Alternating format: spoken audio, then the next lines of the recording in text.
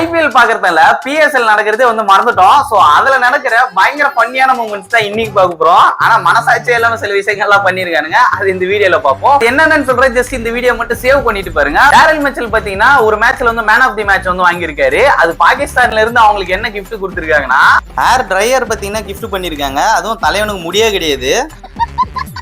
Rate பாத்தீங்கன்னா 700 ரூபாய். அதுவே நீங்க ஐபிஎல் எடுத்துக்கிட்டீங்கன்னா இங்க மேன் ஆஃப் தி மேட்ச் வாங்கினா என்ன தராங்க பாத்தீங்கன்னா 2 லட்சத்துல வாட்ச் வந்து கொடுத்துருக்காங்க. எனக்கு 2 லட்சம் ரூபாய்க்கு வாட்ச் கொடுக்குறாங்க. ஆர்சிபில மேன் ஆஃப் தி மேட்ச் வாங்கினதுக்கு வச்சு எனக்கு ஹேர் ட்ரையர் கொடுத்துருக்கானுங்கடா.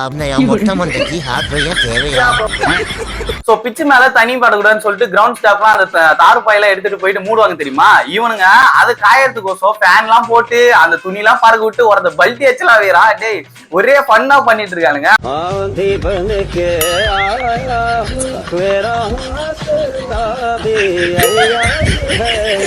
அந்த பிச்சு காயறதுக்கோசம் ஹெலிகாப்டர்லாம் கூட்டம் வந்து இது பண்ணிட்டு இருக்கானுங்க.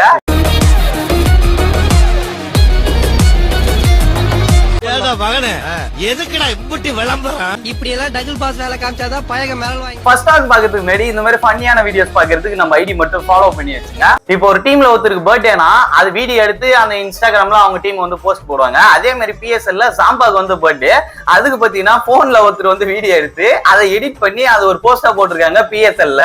அந்த வீடியோ மட்டும் பாருங்களேன்.